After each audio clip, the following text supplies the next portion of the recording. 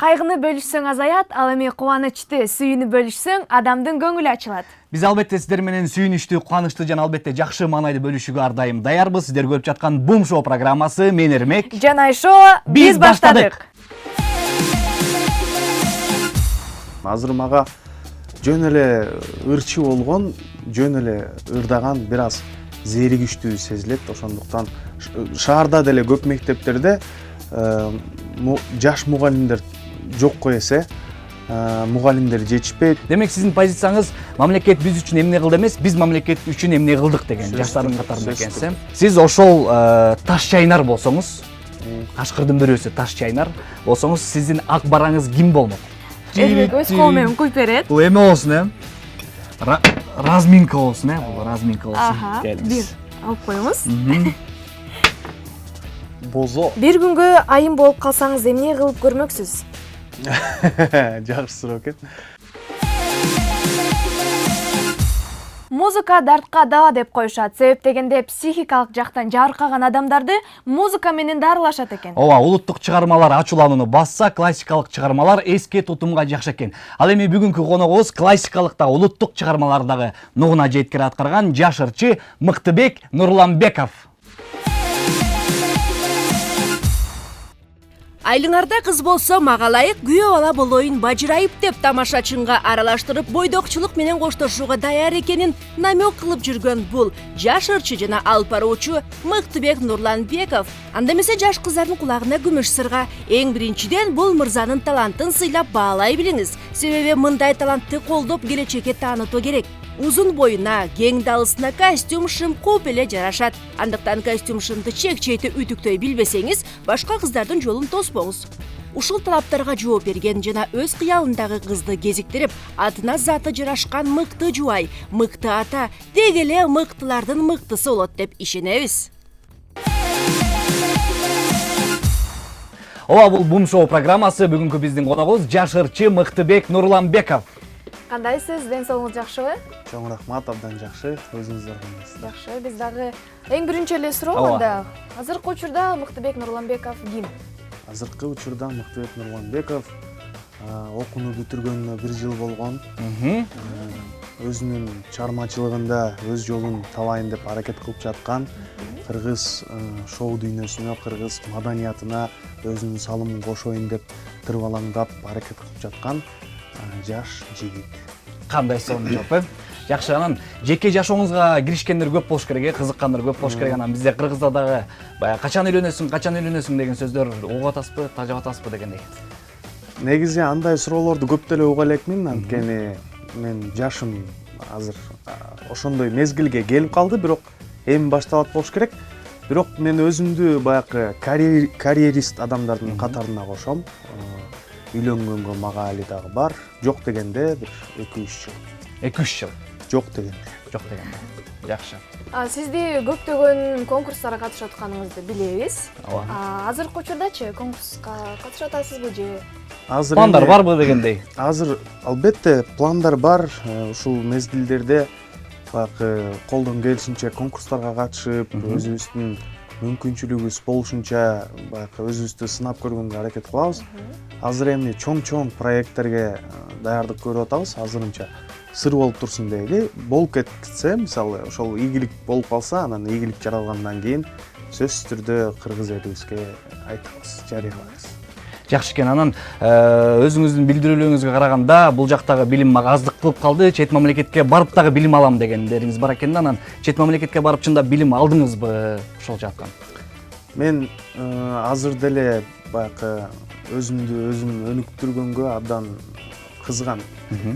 Ушул айрыкча музыка тармагында, мисалы, мен вокал бөлүмүнө тапшырган болчумун да, эстрадалык вокалга тапшырып, анан ал жакка тапшыргандан кийин билдим, мен баягы музыканы бир дарыя деп эле ойлоп, сүңгүп кирип, анан бир океандын ичине түшүп калгандай болдум да. Музыка ушунчалык кенен нерсе экенин түшүндүм. Азыр мага жөн эле ырчы болгон, жөн эле ырдаган бир аз зээригиштүү сезилет. Ошондуктан музыканын башка жактарынан дагы өзүмдү өнүктүргөнгө аракет кылып жатам.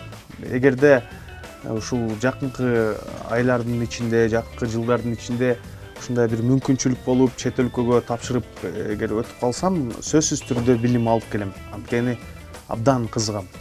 Билим боюнча сүйлөшүп калбадыкпы? Азыр жаштарга дагы негизи эле билим деген нерсе аябай гана жакшы нерсе. Анан ушул эгерде сиз билим берүү министри болуп калсаңыз, билим берүү тармагында кандай бир өзгөрүү киргизмексиз? Эмне жетпейт балким бизге? Билим берүү тармагына мен баягы жаш мугалимдерди шыктандырганды биринчи кезекке коймокмун да. Анткени баягы айыл жергелеринде, шаарда деле көп мектептерде жаш мугалимдер жокко эсе, мугалимдер жетишпейт. Мисалы мен мурдагы окуган мектебимде, 7-класска чейин окуган мектебимде бизге бир эле сабактан берген мугалим башка сабактардан да бере берчү да, мисалы. Ошол сыяктуу көйгөйлөр көп. Анан эң башкысы ушул мектептерде тарбия маселесине биринчи кезекте көңүл бурмакмын. Тарбия эң маанилүү менин оюмча билимден дагы. Жаш кадрлар демек аз, Сиз дагы мына ушул жаш кадрлардын катарын толуктап атсаңыз керек анда.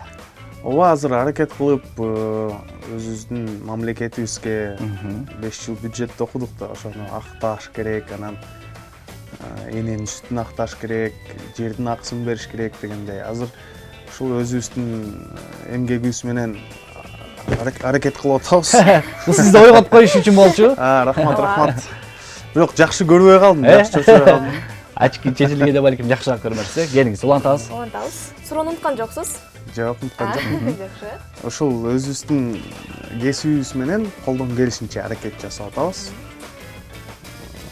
Буюрса дагы көптөгөн нерселерди жасайбыз деген үмүттөбүз мекенибиз үчүн. Жакшы. Демек сиздин позицияңыз мамлекет биз үчүн эмне кылды эмес, биз мамлекет үчүн эмне кылдык деген жаштардын катарында экенсиз. Жакшы. Анан албетте кийинки сурообуз тамашалуу суроо болсун, 5-чи сурообузду биз ушундай тамашалуу суроо беребиз. Акбаран көз жашы деген кино тасманы көргөнсүз да? Чала була көргөн. Чала була көргөнсүз, кашкырлар жөнүндө билесиз. Ооба. Эми сиз ошол таш чайнар болсоңуз, кашкырдын бирөөсү таш чайнар болсоңуз, сиздин Акбараңыз ким болмок? Варианттарды жакшылап угуп турубуз. Чолпон Талипбек, Так. Сали Динас, Айзада Жамгырчиева. Так, мен сөзсүз үчөөнүн бирөөсүн тандашым. Үчөөнүн бирөөсүн тандашыңыз керек. Бул тамашалуу суроо. Коркпоңуз. Акбара, Сиз мен баягы эң жакшы тааныган эле Сали Динас экен. Сали Динас дейинчи. Сали Динас тандабыз. Жакшы, биз сөзсүз түрдө мына ушул сиздин жообуңузду жеткирип барабыз. Ал дагы сөзсүз түрдө түшүнөт. Биз дагы видеого тартып атабыз. Ооба. Ошон үчүн коркпоңуз. Болду, коркпойм. Бум шоу программасы өз берүүсүн улантат, бир кыскача музыкалык тынуудан кийин. Ооба, бүгүн бизде конокто жаш ырчы Мыктыбек Нурланбеков. Мыктыбек мырза, айтыңызчы, мына коомчулукка аралашып баштадыңыз, ырлар чыгып баштады дегенде, анан коомчулукта сизди тааныган инсандар көп эле болуп атса керек. Көп эмес, бирок болуп калат, анча-мынча болуп калат. Коомдук транспорттордо жүрөм да, анан ошол жакта кээ бир байкап калгандарды мен өзүм байкап калам да. Анан бирок кээ бири айтат, кээ бири айтпайт. Кээ бирөөнүн көз карашынан байкап калам. Балким кээ бири көрсө деле байкатпай коет. Негизи мен көп деле кыйналбайм ал нерседен. Жакшы. Биз ушу шаар тургундарыбыздан сурамжылоо кылганбыз. Рубриканы анда чогуу көрөлүк, Келиңиз. Чогуу көрөлүк, кызык болот.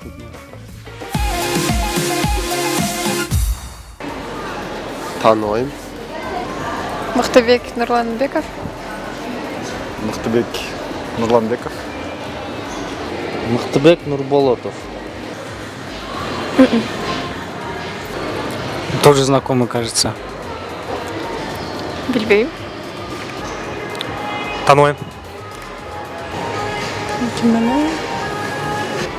Тааныбайм мен. Таныйм. Атын да билбейм да. Жаңырчылардан экебиз. Муну деле тааныбайм. Тааныбайт Тааныбайм. Тааныбайм. Жок, сен тааныбайт. Тааныбайм. Тааныбайм. Жок. Тааныбайм. Көрө алдык, демек ушундай. Примерно ушундай эле, кыйналбайм да. Мен албайсыз деле. Сизге бул маанилүү деле эмес, Жок, эми негизи бир ырчы адамга эгерде карьерасын баштап аткан болсо, маанилүү нерсе, мисалы бизге ушул нерсе керек, мисалы элге таанылгандан кийин анан биздин ырларды элдер уга баштайт да. Бирок ушул элдер мени таанысын деп ар кандай хайп жаратып, же болбосо ар кандай башка нерселер менен таанышымды каалабайм да. Мисалы элдер тааныса, мени ушул кылган эмгегим менен таанышын каалайм, жазылган ырларым менен. Эгер тааныса, ошондо мен чын эле баягы эмгегимдин даамын сезген болот элем да. Демек биз дагы көп эмгектенишибиз керек. Албетте, эмгектинибизден сөзсүз түрдө ийгилик жаралат. Кандай болгон күндө дагы биз сизге чыгармачылык жааттан ийгиликтерди каалайбыз. Маегиңизге рахмат. Эми сиз менен чогуу биргеликте оюн ойнойлук. Оюнга кезек беребиз. Эч жака алыстабаңыздар. Элибизде дартка даба болуучу, суусундукту кандыруучу бул бозо. Бозо дагы канды көбөйтөт. Ошондуктан сиздер менен бозо оюнун ойнойбуз. Шарттарын түшүндүрө кетсем, мен азыр бул жактан суроолорду берем. Эгерде 20 секундтун ичинде жооп бербесеңер, анда биздин бозобузду ичесиңер. Эгерде жооп берип калсаңар, анда кийинкисине өтөрөбүз, Кандай суроолор? Суроолорду азыр мен окуганда билебиз. Макулбу? Даярбыз. Аха, анда коногубуздан баштайлы. Ооба. Эрмек дагы сиз менен ойнойт. Биринчи эле суроо. Титаникти тарткан режиссер ким? Убакыт кетти. Титаникти тарткан режиссер. Билбейм. То есть эсте жок. Вариантта жок, Жок, вариантта Утулдуңуз. жок.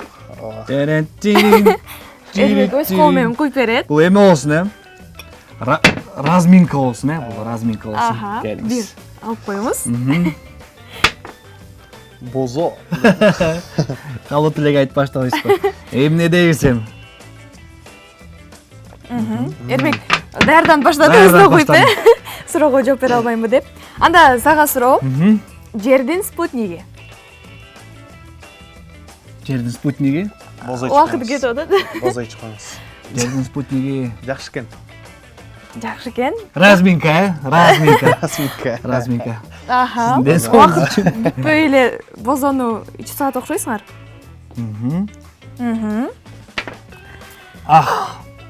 Сон. Анда сизге өтөрөлү. Ооба. Кийинки суроо. Чымындын канча көзү бар? Чымындын Канча бир эле көзү көзү бар. Эки да эмес, бир эле. Жок, Варианттарын айтып көрсөңүз. Топ, чымындын канча көзү бар, Акыркы вариантыңыз убакыт дагы бүтүп калды. 1. Түркчө айтканда актёрум 10 көзү бар. Түркчө дагы билесизби? Бул өтпөй калды окшойт, анда дагы өтөрөбүз. O zaman buyurun деп коет, Türkçe o zaman buyurun. Деп дегенде. Келиңиz. Келиңиз. Сиз ичкенче мен суроо. Эме, жооп деле бермекмин, бозомор жаап калды. Негизи туура жооп берчиңиз. Дегендейби? Жок, билбечимин. Канча 6 беле? Негизи 5 көзү бар экен. Ошондой болчу да бирден. Билчүсүз, келиңиз. Атайын эле утулуп, бозо ичкиси келип, акырына чейин ичиш керек. Ооба. Тойдогудай эле да, аяна чейин ичиңиз. Аха, биз карап турабыз. Ай, баракалла. Аш болсун, аш болсун. Анда Эрмекке суроо. Адамда канча сезүү органы бар? Адамда канча сезүү органы бар, Мен жооп берсем болобу? Жок. Сизге дагы жетет. Сезүү органдары бул мурун 1, тил 2, Убакыт бүтүп барат, сен айтып санагыча. 5ке чейин санайм. 1, 2, көз 3. 3 элеби? Ооба. Акыркы жооп. Акыркы жооп 3 экен. Болду, анда Жакшы экен бозо. эмне кылайын, мен коюп берейинби анда, Кел. Ошондо туура жообу 3 болду. Жок, туура жообун азыр биздин коногубуз айтат. Эгерде сиздики да туура эмес болуп калса, чок ичет экенбиз. Жок, андай эмес. Жок, сиз билем Туура жообун дедиңиз. айтып коюңуз. Сиз билбейсизби? Айтып коюңуз, мен эмне кылас айтып. Кананда туура жообу. Адамда 5 сезүү орган бар. Сиз билчиңиз беле? ооба бирок мен 6 деп айтайын деп токтоп калгам. Жакшы эле айтып Аха, анда сизге суроо. Акырына чейин ичебиз, Эрмек. Сизге суроо. Адамдын мээси канчага бөлүнөт? Адамдын мээси жакшы суроо. Жалпысынан канчага бөлүнөбү же мындай? Жалпысынан. Мынча ойго келбеген суроолорду бересиң. Адамдын мээси 5ке чейин санайм. 2ге бөлүнөт. Акыркы жообуңуз ушул, э? Ооба. Азамат сиз. Туура. Ооба, туура, 2ге бөлүнөт экен. Бул жак буяка жооп берет, бул жак буяка. Аха, Эрмек, сен аракет кыл. Сен дагы балким туура жооп берип калат. Анда кийинки суроо койдун эмнеси узун дейт. Койдун эмнеси узун? Бозодон. Койдун эмнеси узун? Койдун эмнеси узун? Так, куйругу узун. Эмнеси койсун. Аха, Эрмек убакыт кетип атат. 5ке чейин санайм. 1. Ичегилери узун балким. Ичегилери. Акыркы жоом ичегилери. Ичегилери. Акыркы жоом, э? Ойлонбойсуң дагы. Ичегилери. Макул анда. 1-1. Азаматсың. Жакшы. Аха. Кийинки суроо. Бозодон кийин мен жакшы иштеп Жакшы, өтө. Кийинки суроо. Кыргызстанда канча тамга бар? Кыргыз алфавитинде. Кыргызстанда канча тамга бар? Бул балким логикалык суроо болушу мүмкүн. Түшүндүм. Кыргыз. 1 2 3 9 тамга бар. 9 тамга акыркы вариантыңыз. Ойлонбойсуз дагы. Эрмек. Куя берейин. Кой берип кой. Ой, тур. Жок. Акыркы жоом дедиңиз. Негизи Кыргызстанда 10 тамга бар. Кандайчы? 10 тамга да. Ооба. Ошол үчүн Ушул алып жүрөйүн. Кыргызстандын өнүгүүсү үчүн деп турбайбы? Рахмат. Аябай жакшы болсо экен. Узун чыгаргандарга рахмат. Ага, кийинки суроо. Жетпей калса дагы токтоп куюп коеюн. Ооба, жагыптыр сизге. Сурай бериңиз, уялбай. Анда Эрмекке суроо. Акырына чейин эчтиңиз, ооба. Акырына чейин эчтим. Уйду эмнеге сайт? Уйду эмнеге сайт? Эмнеге сайт? Сүт алыш үчүн сайт. Чакага сайт. Санайбыз. Чакага сайт. Акыркы жоом чакага сайт. Чакага сайт. Же сүт алыш үчүн сайтбы? Сүт алыш үчүн чакага сайт. Жакшы, анда Азаматсың чындап эле, уйду чакага сайт. Анда кийинки суроо сизге. Үй жаныбары, баш тамгасы.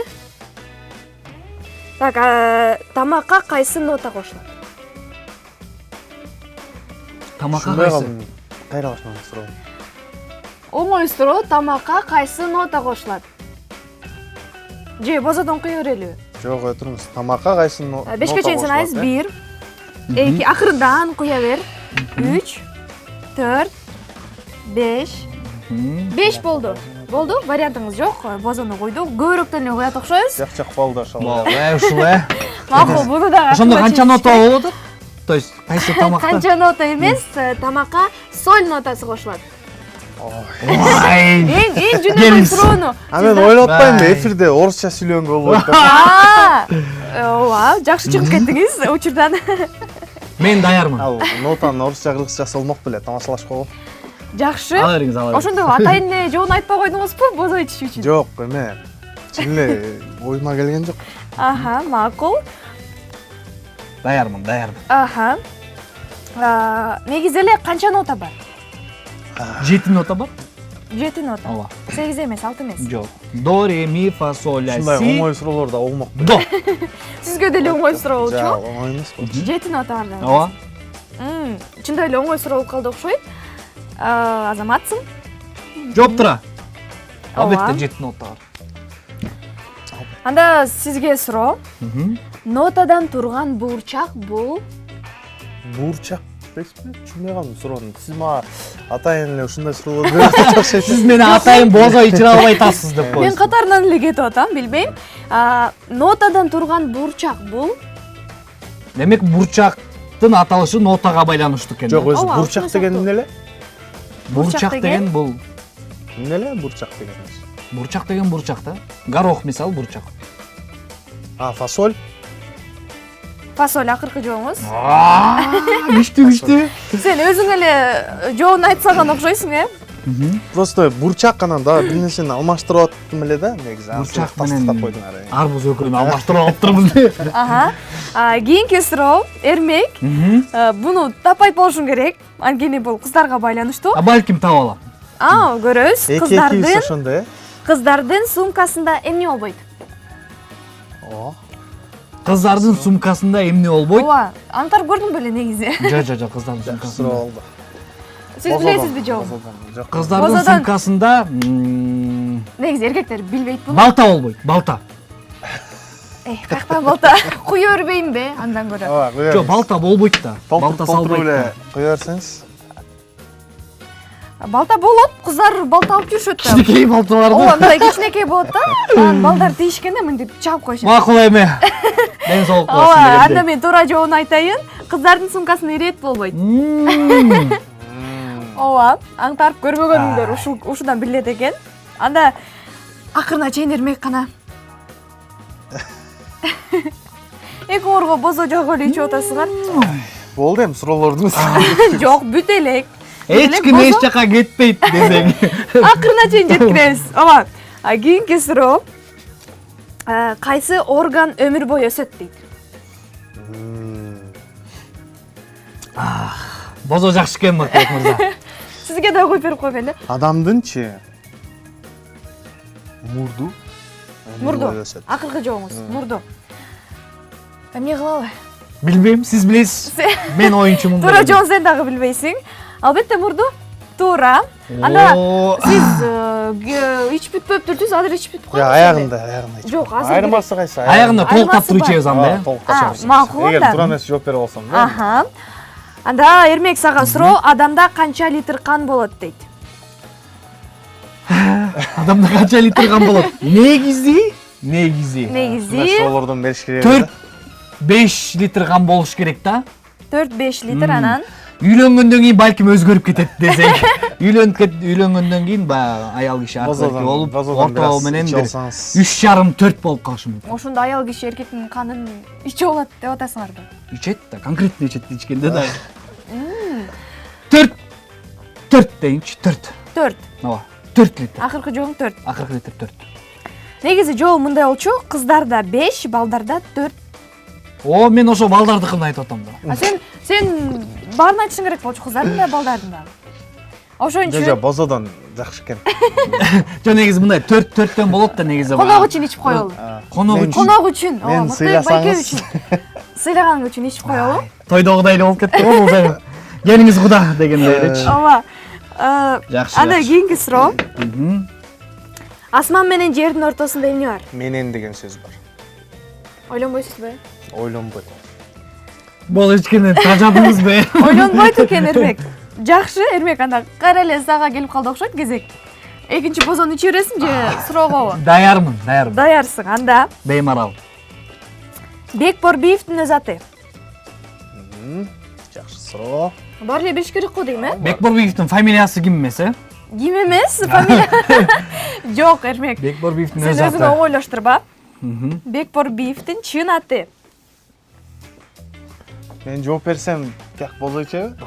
Сиз жооп берсеңиз, сиз бозой. Бекболот. Бек болотпу? Бозодон ичебиз. Убакыт бүттү, Бек болот эмес, Берадор. Берадор? Ооба. Ошон үчүн бозодон дагы бир жолу алып жибер. Мактабек мырза эч жака кетпейсиз да. Эмнеге билбейсиң, Эрмек? Билиш керек. Ооба, билиш керек. Бирок Бекборбиевди эле угуп жүрөбүз да, эмчи бизчи бала кезден бери элечи. Сизге суроо. Ысык көлдүн тереңдиги канча? Эми ушул кантип суроосун дегенде. Эмне үчүн кантип суроосун? Баары Жок, билиш мен керек. билем. Тереңдигин билем.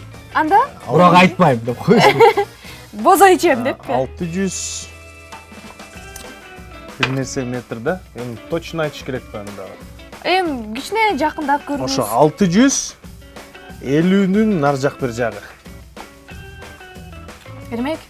Көрөлү, мен мага да кызык. Көрөлмөс эле коюп берер. Куюп берем. Негизи 702 метр. Рахаттануу менен коям да, муучу. Аха. Анда өзгөрүп кеткен окшойт бизге. Географиядан ушинтип эле окуткан 601 деме. Жок, сиз Жылдар алмашат да, жылдар алмашат. Статистика алмашат. Биз чоңойдук дегендей. Ооба. Анда Эрмек сага суроо. Дүйнөдө спорттун канча түрү бар дейт? Көп. Көп түрү бар. Ошо көп канча? Көп, э? Божомолдоп балким. Ичине 70. 70 түрү. Сиздин оюңузчачы канча? Жо, мен билбейм, бозого бергиле. 70 э? Болду, куда, болду десеңиз. 70 мен жолум. 70. Анда Эрмекке бозону сиз куюп берип койбойсузбу? Келиңиз, мен куюп берейин. Коно куюп берсин, Эрмек сен. Жакшы бозо экен, аябай. Аябай Ооба. жакшы. Мындай. Ошентип мактап атсаңар, мен дагы ичким келип кетти да. Жо, сиз эме кургалып атасыз. Көп Ушундай сонун жакшылыктан ба? бозодон, э? Ушундай сонун бозо. Ооба. кургалып атасыз. Ошондо жолу тура эмеспи? Жоо тура эмес. Каяктагы 70 3000ден ашык. Сен Спортчулар кечирип койгула. ооба. Анда акыркы суроо болсун конокко. Жакшы. Үлүлдүн канча буту бар? Үлүлдүн канча буту бар? Үлүлдүн 1 буту бар. 1 буту бар. Акыркы жообуз 2 эмес, 3 эмес, 1 эле буту бар. 1 эле буту бар дейт. Мен билгенден бир эле буту бар. Сен да билесиңби? Жок, Мыктыбек мырзаны толтуртпайм. Бозону өзүңүз ичесизби эгер мен туура болсо жообум билбейсиз. Мага болбойт. Мен тез эле кызарып кетем, ошондуктан туура. Андыктан акыркына чейин ичип бүтүп коюңуз. Туура жооп, бирок. Онакей, ушундай кандай бозо жакты дедиңер? Бозо жакшы экен. Негизи бозо ичпейм дедиңиз эле. Эмне Эмне ичип алдыңыз? Жок. эмне чоң? Ачып кеткен ачытып ичет го бозону. Андай бозо болсо ичмек эмесмин. Бул свежий бозо экен. Свежий бозо баягы ден соолукка кандайдыр бир деңгээлде пайдалуу. Мага жакты абдан. Рахмат сиздерге. Жакшы, азаматсыз, азаматсыңар. Анда эмесе биз бум шоу берүүсүн улантабыз. Салам, силер менен мен, Биг Болсоски. Негизи кыз киши деген... Эмне? Кайсы Биг Болсоски? Сен мен бизнесменмин дебедиң беле? Жан, токтоп турчу, аз баарын түшүндүрүп берем. Жан, кетпей турчу. Салам, силер менен мен, Биг Болсоски. Негизи кыз киши деген аябай назик бир жан. Ошондуктан биз эркектер кээ бир учурларда билбестен капа кылып алышыбыз мүмкүн. Ошондой учурларда эмне кылуу керектигин азыр мен силерге көрсөтүп берем. Алло. Алло. Кандайсың? Жакшысыңбы? Ооба, жакшы. Өзүң кандай? Жакшы. Эмне кылып кайда жүрөсүң? Сейилдеп жүргөм. Сенчи? Мен жумуштамын. Кайдагы жумуш? Артыңа карачы.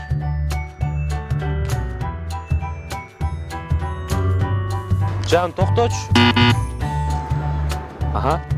Рахмат, досчоң. Макул, наслышөз го.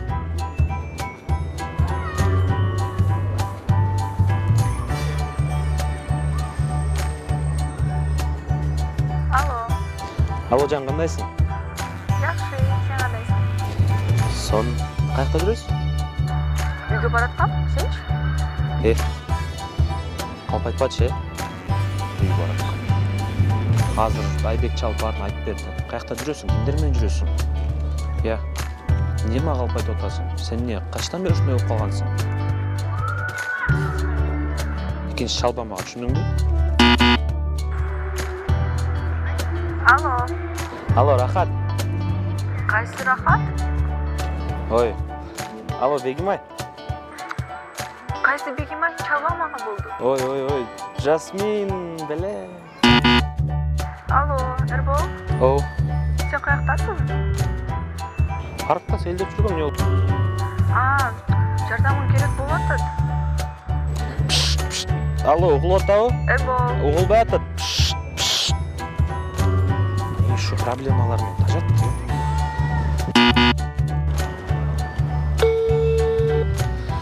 Албайбем, эмне болуп атат? Бол, алчы. Алло. Инсан жок, кайра чалчы.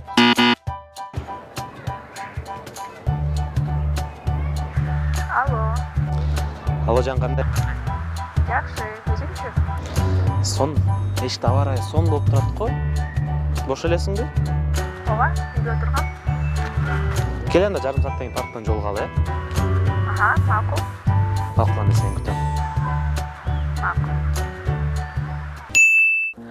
Көрдүңөрбү мырзалар? Кыңыр иш 40 күндө билинет.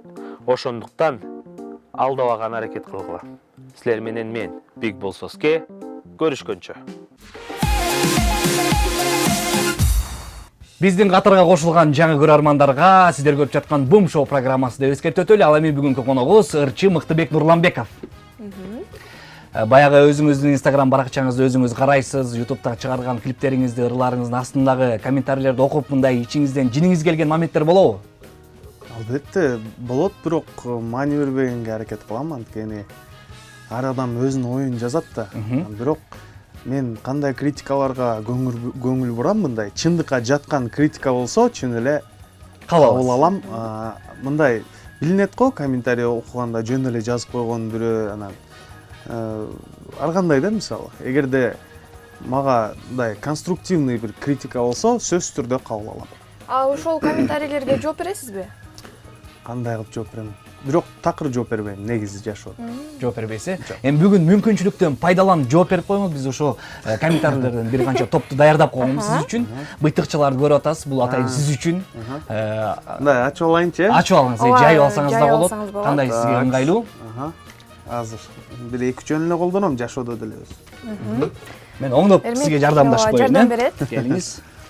Могуларды коюп коеюн. Буларды алып. Ой! Бул сизге жардамчы болот. Эч коркпоңуз. Коркпойт окшойт сиздер жаныбарлардан. Кенен эле жетишесиз. Эң корккон жаныбарлардын бири ушул да. Жылан, э? Жылан. Жакшы. Азыр эмнегедир корккон жоксуз? Жок, мындай билдим, что Жок, чын эле жылан бул. Уктуп атат. Ооба. Ойготолу. Макул. Даярсыз, э? Анда баштадык. Баштадык. Рой Джонс жазыптыр. Клиптин сценарий жакшы болуптур, бирок анча ырдай албагандай болду дейт. Кайсыл быйтыкча менен жооп бересиз? Апам айтам дейт. Жакшы. Кийинкиси Талгат Бактияр уулу жазыптыр. Ыр жакшы чыгыптыр, бирок сыдыман бузуп коюптур дейт. Аха. Билдиңиз, э, кайсыл жеркен? Жакшы. Кийинкиси Айтурган Омуралиева жазыптыр. Эсимде деген клип жакшы болчу, мага ошол жаккан, бул анча эмес экен дейт. Эсимден клиби жок. Аха. Артыңызга да жардамчы Ооба, карап коюңуз, сизди күтүп атат. Ой. Кийинки комментарийлерге жакшыраак жооп бересиз, да? Уланталы. Кеттик. Сия Элеман жазыптыр. Эмне нормально кийин болбойт беле дейт. Жаныңдагы ужас киного катышкансып. Аха. Жакшы. Ушуну эң көп колдоном да жашоодо. Кийинкиси Алам сырлары жазыптыр.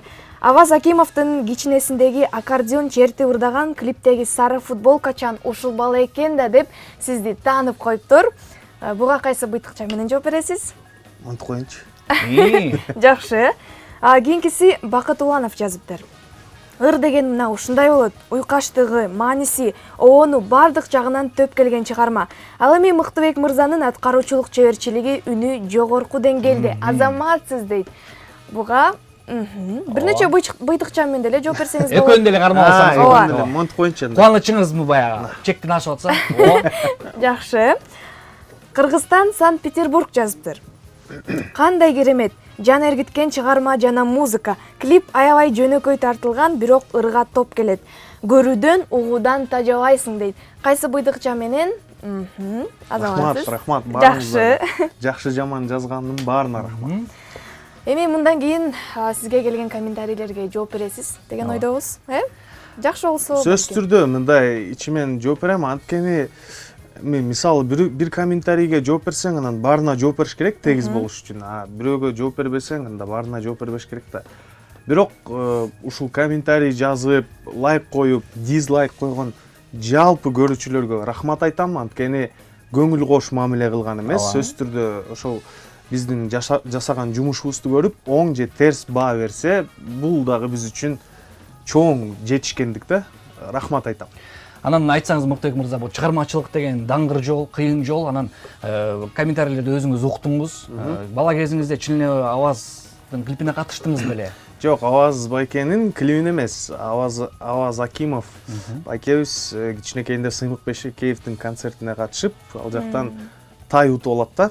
Анан ал биздин эжебиздин үйүндө куттуктап, ошол эжебиздин үйүндө сыйлап, анан ошол жакта мен аккордеон ойноп ырдап атса, мен ошол кезде аябай кызыксам керек.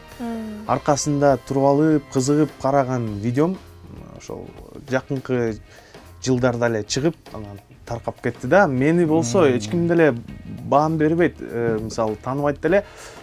Ал жакта Аваз Акимовдун ырдаганы ушунчалык сонун ырдап аткан жерин тартып алышкан. Бирок кээ бир тааныгандар ушинтип таанып калат. Аваз Акимовдун аркасында бала сен турбайсыңбы депчи. Жакшы, анан деги эле мындай суроо пайда болду. Бул негизи эле чыгармачылыкка кантип аралашып калдыңыз же үй бүлөдө чыгармачыл инсандар барбы? Бул кандай болуп калды өзү? Же түрткү берген бир адам барбы? Негизи апам жакшы ырдайт. Апам мындай айтсам, чыгармачыл киши десем болот, бирок бул тармак менен кеткен эмес. Өзү башка иш менен кеткен, башка жумуш кылат, бирок ичинде ушул ырчы болгусу келген, ырдагысы келген сезимдер бар экен да. Менде дагы бар болчу. Мен кичинекей кезимден эле ырдап, ушундай ар бир мектептерде, ар бир концерттерге активдүү катышып, ушинтип жүрүп, анан 11-классты бүткөндөн кийин анан консерваторияга келип тапшыргам.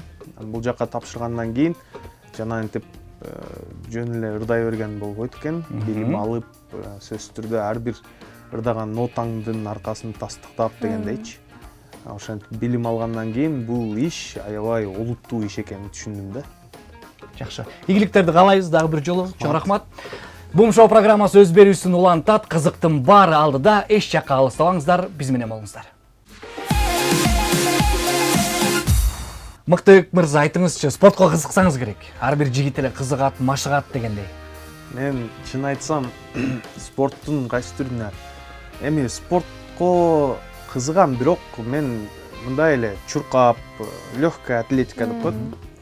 Ошондой өзүм жасайм күн сайын. Бирок негизи спортко кызыгуум анча деле жок. Мисалы башкаларчылап, мисалы футбол көрүп, түн бир убакытка чейин күтүп андайым жок да. Мисалы бир укмуш кызыктуу бир матч боло турган болсо, эртеси күнү счетун көрүп коем. Мен үчүн ал. Интернет ачып туруп эле. Ооба. Саман ошондой. Анан мисалы Кыргызстандын курамасы ойноп атса, кызыгып карап коюшум мүмкүн, 5-10 мүнөт. Же башкалар кызыгып, ушунчалык кызыгып кетсе, мен дагы аларга кошулуп кызыгып, аягына чейин көрүп коюшум мүмкүн. Бирок анчалык деле спортко анчалык деле кызыкпайм. Бирок өзүм машыгам. Биз азыр ушул спорт дүйнөсү боюнча сизге суроолорду камдап койгонбуз. Билбесек билбегенди үйрөнүп алабыз, чогуу, э? Келиңиз анда суроолорго кезек берели. Биринчи суроо. Волейболдо канча оюнчу болот дейт. Сизге жеңилдетип варианттарын жазып койгонбуз. А 10, Б 7, В 6. Волейболдо канча оюнчу? Эки командадабы же бир командадабы? Бир командада. Бир командада канча варианттарды айтып коесуз? 10, 7, 6. 6 оюнчу болот. Көрөбүз жолун. Туура. Жоо туура, заматсыз. Билет эле турбайсызбы дегендейчи. Экинчи суроо. Бокс аянтчасы бул арена, ринг, килем. Ринг. Жакшы. Жоо туура, заматсыз. Кийинки суроо. Теннистеги партия бул сет, раунд, гол. Сет. Көрөлү? Туура. Туура. Азаматсыз. Жакшы кетасыз. Эң жеңил топ кайсы оюнда колдонулат дейт. Бадминтон, стол тенниси, футбол. Бадминтон, стол теннис. Футбол. Стол теннис. Стол теннис. Анда жоо билбейм деп коюп баарын туура жооп берип атат. Өтө эле жеңил болуп атабы, э? Жок, бул нерселерди. Келиңиз. Кийинки суроо бул кайсы оюн дейт. Кёрлинг, хёрлинг же брумбол. Эмне кылып атат бул? Так. Билбейт экен, бирок варианттары бар, балким божомолдоп айтып көрөсүз. Кёрлинг, берлинг. Жок, кёрлинг, хёрлинг, брумбол. Кайсыңыз? Эки окшош болуп атат, үчүнчү вариантты айтайчы. Аха, В варианты жообу Брумбол. Кёрлинг. Ай, жакшы келаптыңыз эле, мейлен, билгисин. Жок, чын эле билбейт экенмин. Ушундай жеңип. Ооба. Рахмат, азаматсыз. Бир эле ката чыкты, калганын таптыңыз, э? Биз мындай күткөн эмес, сиздин жолуңузга караганда мындай күткөн эмесмин. Суроолор жеңил болуп калдыбы же? Жок, бул суроолорду билем. Мындай элементарный нерселерди билем спортто, бирок баягы мисалы бул команданын мончончу номеринде кайсы оюнчу ойнойт десен, билбей калыш мүмкүн. Жакшы. Аны айтсаңыз, эгерде сиз ырчы болбосоңуз, эгерде спортчу болсоңуз, кайсы спортту тандайт элеңиз? Күрөш тандасам керек. Күрөштү. Себеп? Күрөш жактырам, бирок күрөштү. Анткени мындай күрөштүн классический күрөш жагат да, мисалы вольный эмес, классикалык грек-рим күрөш. Өзүм дагы машыккам, анан ошол күрөштү аябай жактырам. Эгерде спорттун бир түрү боло турган болсо, ошол күрөштү тандасам керек эле оюнча. Жакшы, ушу грек-рим күрөшү боюнча дүйнөнү багындырып жүргөн биздин чемпиондордон билесизби? Грек-рим күрөш боюнча бизден мен ушул адаштырып алыш мүмкүн, бирок эме болуш керек. Ким эле? Данияр Гүбөнов. Данияр Гөбөнов грек-рим күрөшү боюнча, Руслан Түмөнбаев беле? Руслан Түмөнбаев. Анан мен ушу вольный күрөш беле грек-рим беле билбей атам да. Жакшы. Мектепте дене тарбия сабагы болот. Сиз мектепте волейбол же баскетбол ойногондо жакшы эле ойночуңуз беле? Мен чын айтсам, ушул 8-класска чейин балдар менен чогуу футбол ойноп жүрдүм да, футбол ойноп, кызыгып, чаң, тополоң. Анан 8-класстан кийин физкультура сабагында футбол дагы, волейбол дагы, баскетбол дагы ойногон жокмун. Эми ойносок настольный теннис ойночубуз. Настольный теннис жагат аябай. Жакшы. Чоң рахмат. Бум шоу программасы өз берүүсүн улантат. Биз менен бирге болуңуздар. Мыктыбек мырза. Мыктыбек мырза, биз сизге суроолорду да камдаганбыз, блиц суроолору. Кыскача ооба, жок деп жооп берсеңиз болот. Ооба же бир вариантын тандайсыз. Бир вариант тандайсыз. Баттан, бир жумада канча жолу жуунасыз? 4-5 жолу. Өзүңүз менен өзүңүз сүйлөшөсүзбү? Сүйлөшөм. 8 жерде 9-уң. 8 жерде 9 72. Көп аял алуу туура деп ойлойсузбу? Туура дагы, туура эмес дагы деп ойлойм. Коомдук транспортко зайчик болуп түштүңүз беле? Зайчик болуп дегенде? Акча төлөбөй качып кеткен ушундай бир жаштыкта күндөр болот го. Ал кичинекей кезимде болсо керек, эсте жок. Ыңгай келген жерде кыздарга тийишесизби? Ыңгай келген жерде анча-мынча тийишем. Эч ким көргөн жок деп таштандыны көчөдө ыргыткан учур болду беле? Жок. Жыртык байпак кийип конокко барып алган учур болду беле? Жок. Мырзалар келбетине кам көрүүсү керек деп ойлойсузбу? Эми кам көрүүсү керек, бирок анчалык эмес да мындай. Көп түкүрөсүзбү? Жок, түкүрбөйм. Бир күнгө айым болуп калсаңыз эмне кылып көрмөксүз? Жакшы суроо экен. Бетим бою көрмөкмүн. Бир күн макияжы жок, көрмөкмүн. Тамакты чалпылдатып жейсизби? Жок. Кыздарга акча көп коротосузбу? Коротпойм. Сүйүү үчүн жазды кучактап ойладыңыз беле? Жок. Компьютердик оюндар менен мамилеңиз кандай? Жаман. Саны бар, сапаты жок ырчылар көбөйдү дегенге кошуласызбы? Кошулам. Жиниңиз келгенде кандай сөз чыгат? Сөгүнбөйм. Такыр сөгүнбөйм. Жок. Хайп үчүн кыздардын көйнөгүн кийип сахнага чыкканга даярсызбы? Даяр эмесмин. Калп айтып билинип калган учурда эмне кыласыз? Кызарам. Бум шоу же бизнес шоу? Өкөн бирөөсү. Бум шоу же бизнес шоу? Бум шоу. Жашоодогу ураныңыз? Жашоодогу ураным бир гана алдыга. Алдыга. Ар дайым ошондой болсун. Ар дайым алдыга гана болсун. Мына ушул алган билимиңиздин үзүрүн көрүп, ата энеңиздин ыраазычылыгына кылып жүрө бериңиз. Сизге биз ыраазычылыгыбызды билдиребиз. Көптөгөн ийгиликтерди багындырыңыз. Бүгүнкү биздин коногубуз ырчы Мыктыбек Нурланбеков болду.